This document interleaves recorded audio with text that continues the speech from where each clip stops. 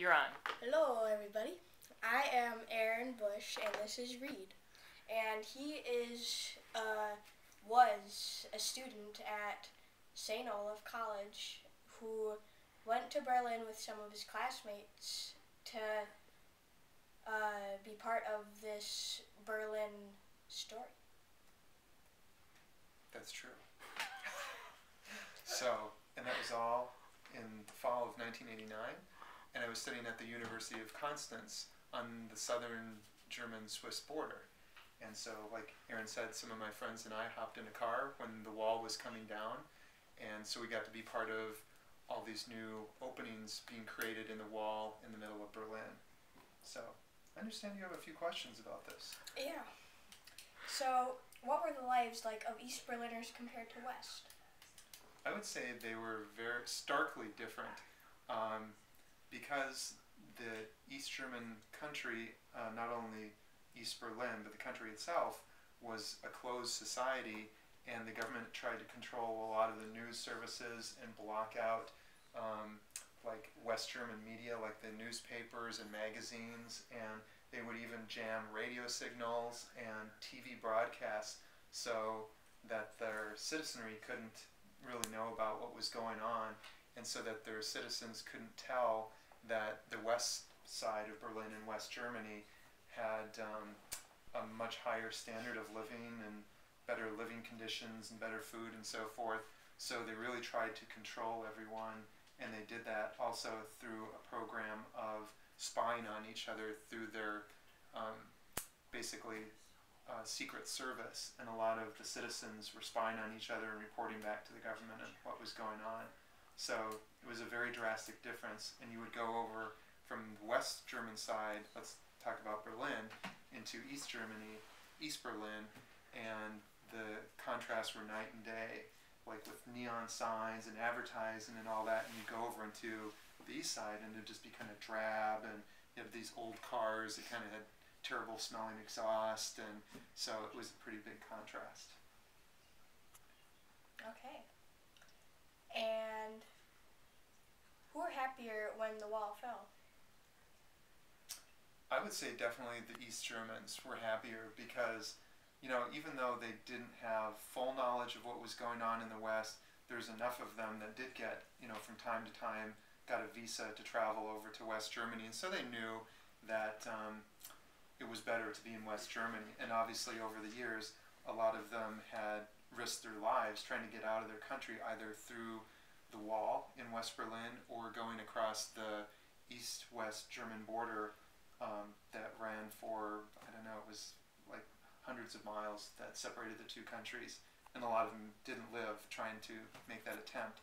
So I think the East Germans, when the wall openings happened and the East German government decided to finally allow all of this to take place, they were extremely happy. And when I was in Berlin and they opened one of the border crossings, which was at the Potsdam place, which used to be the very heart of Berlin, we saw the East-West German guards come together and shake hands for the first time. And then these East Germans, just a huge line of them, hundreds and hundreds of them, started coming through this border crossing, and some of them were crying and others were cheering, and so it was pretty emotional for them. So I'd say that the East Germans by far, but the West Germans were celebrating for them. Okay. How did you feel to be there when the wall fell? I'd say, you know, not being a German citizen, I wasn't as invested or, you know, have that same feeling I think that they did, but I had been studying German for quite some time, and this was the second time I went over as an exchange student, so I had understood a lot of the political history and what was going on, and even literally weeks and days before that, you could have never imagined that this would happen. So it just, you know, it was something that happened just overnight, and so we were pretty happy, and my friends and I, when we went to Berlin, we were kind of cheering along with the West and East Germans, and so we were excited about it. So it was just an incredible time, and we knew right in the midst of it that this was just really a historical event, because nobody, I I mean, they talked for decades about reuniting East and West Germany, and the East German state was, very strongly against that. So, Okay. Um, who liked the wall and who hated it, and why? well, I think the majority of East Germans hated the wall because they couldn't get out, they couldn't travel, and they couldn't see people. And you also have to keep in mind what was the historical context of the wall. Um, it was after World War II, and Germany was divided up to make it weaker, so they wouldn't, try and conquer Europe again. And but what happened in that process was that, Germany having been one country, you had a lot of families that were divided pretty suddenly, and especially even when Berlin was divided in 1961. I think it was August of 1961. That happened kind of like the opening of the wall. The building of the wall was announced overnight, and all of a sudden they just started throwing up barbed wire and fencing and all that, and literally, people that lived in a unified city were cut in half. And so clearly that was, terrible for a lot of the families. And in the first days and weeks, there was a lot of people who escaped in a variety of ways from east side over to the west. But the East German government decided that they were going to make sure that this wouldn't happen more. So then the wall kept being improved. A lot of people think that the wall was always built up as this concrete, kind of barrier, but it wasn't originally. It was just barbed wire that ran through the streets of Berlin, and then over the days and weeks they started improving it, and year after year they did, worse and worse things, like putting up two walls so there was a no man's land between them, and they installed automatic machine guns that would fire if somebody was moving around and trying to cross over there. And some people didn't make through that, trying to get over from the east to the west side. So. Okay. Could you see a difference in the lifestyle of East and West Berlin? Definitely, yeah.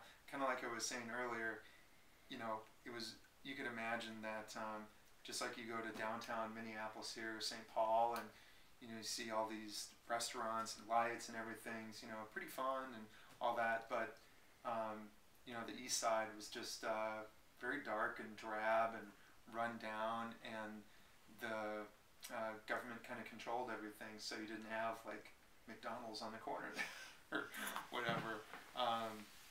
And even I met an East German person who was visiting, kind of a rare case, in on the western side of the wall, and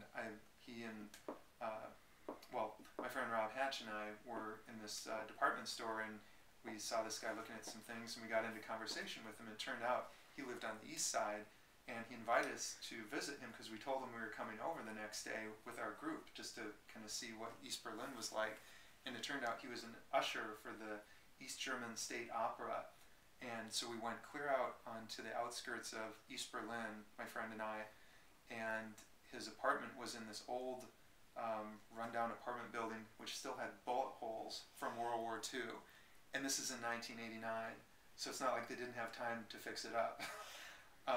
That right there was such a huge contrast, so Wow. that can tell you a little bit of the difference of what it was like. Yeah.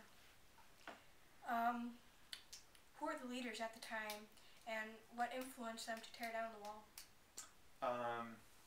I think the leader was Erich Honecker, and then there was another guy called Egon Krenz, and they were kind of the main spokespeople for East Germany. And sorry, the other part of your question, you wanted to know why, or What influenced them to tear down the wall? the influence was, well, you kind of have to look even on a higher level, kind of global context. Like Ronald Reagan was the president at the time, and he had made this big quote, which we hear over and over again. He said, "Mr. Gorbachev, tear down that wall." And so there was pressure from the United States on Russia, and Russia had a lot of influence over East Germany.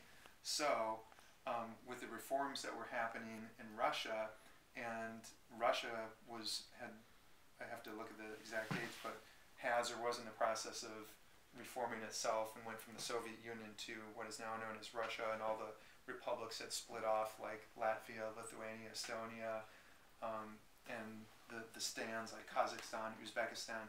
So all that was happening in Russia, or the former Soviet Union, and so that was putting pressure on the East German state.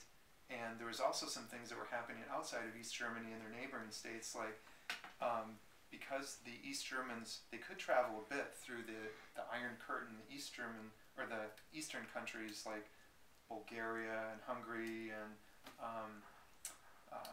those other ones. So they had some of their citizens that were traveling, and one of the border crossings between Hungary and Austria, the Hungarian government had decided to let people go through there, and word got out, and all of a sudden a lot of East Germans were streaming down through Hungary and coming through an Austrian border crossing, and so that kind of series of events right there put pressure on the German state in addition to what was happening in Russia. So then all of a sudden it just started having a snowball effect, and people were going to the streets and protesting, and finally it just got to the point where they had to do something to relieve the pressure of all of this public protest. And so surprisingly there was a press conference held, and I forget the guy's name, it's probably in one of the newspapers here, but he made an announcement and said it was their kind of PR guy, and said,